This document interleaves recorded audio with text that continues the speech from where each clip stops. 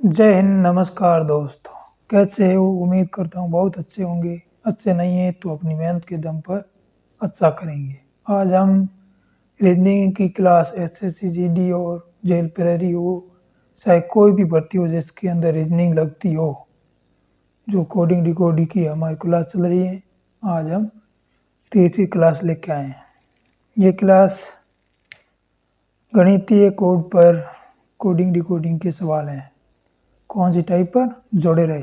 आपको बेसिक तरीके से और आसान तरीके से समझाता हूँ। क्वेश्चन लिखे, TREE को 7100 लिखा जाता है और FOROG को 2159 लिखा जाता है, तो FREE को क्या लिखा जाता है? कभी भी ऐसा क्वेश्चन आता है ना, तब आपको कभी कभी ऐसे होते हैं जब अनफ्लेट होते हैं, जैसे ये 30 20 पर आते, लेकिन 20 से कोई संबंध नहीं।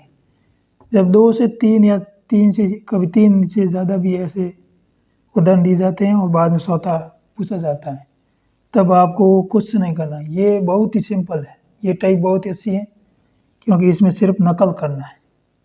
इसमें ऐसे देखना है कि ऐप आया हुआ है तो ऐप को पहला हमारा क्या ऐप है, तो ऐप के लिए कौन सा कोड यूज हुआ है? 2। तो कुछ नहीं, ये सिंपल है, बहुत सिंपल। तो आप 2 लिख देना। बाद में क्या आर ये भी देख सकते हो कि आर 2 जगह आया है। आर यहाँ भी है, यहीं भी है, तो कोड एक यहीं भी और एक यहीं भी, तो सेम है। तो आर के लिए हम 1 लिखेंगे। डबल ई के लिए ये 0। ये तो बहुत ही आसान है, ठीक है ना। हम कभी कभी ऐसे आसान सवाल भी छोड़ देते हैं कि शायद कितना हार्ड होगा, लेकिन कुछ भी नहीं, इसमें सिर्फ नकल करना, और नकल में अक्ल साइज है भाई, ठीक है ना। ये अंक कोड पर है। अभी दूसरा सवाल लिखे। दूसरा सवाल है भाई, MONKEY को क्या लिखा गया? 25, 51, 11, 14, 15 और 13, ठीक है ना। तो SILVER को क्या लिखा जाता है? इसके अंदर आपने कुल कितने वर्ड गिनना है? 1 2 3 4 5 6। 1 2 3 4 5 6, ठीक है ना। तो सीधा क्या देखो, M 13 पर आता है तो ये 13, O 15 पर तो ये 15, N 14 पर तो ये 14, K 11 पर तो 11, E कितने पर आता है भाई? 5 पर। 5 को क्या लिखा है? 15 का 51, यानी कि 51 लिखा गया है। इसका उल्टा किया है, 15 3 गुना करके फिर अंक बदले हैं। 15 को 51 लिखा है और y 25 पर, तो हमको यही करना है। ई को 51 लिख देंगे, बाकी को एस कितने पर होता है? एस 19 पर, आई 9 पर, एल 12 पर, वी 22 पर होता है भाई। ई तो लास्ट का डिजिट 5 आया है, ई का कोड 5 है। 5 का 3 गुना किया तो 15, फिर क्या किया? अंक के बदला है। 15 का 51 लिखा है, तो हम भी क्या लिखेंगे? 51 और आर 18 पर। उम्मीद करता हूँ ये लॉजिक बहुत समझ आया होगा। देखना भाई, ये 13 पर है, 13 से पीछे, वो 15 पर तो 15, एन 14 पर तो 14, के 11 पर तो 11, ई 5 पर आता है, लेकिन 5 का 3 गुना किया है।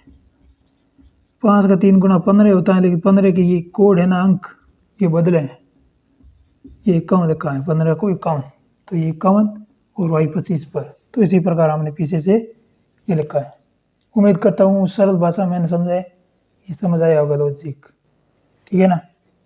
मैथ हो चाहे रीजनिंग हो, मैथ में तो आपको बेसिक से और कुछ फॉर्मूले और टाइप से करना ही मैथ का एक उद्देश्य है, लेकिन रीजनिंग 90% लॉजिक पर है।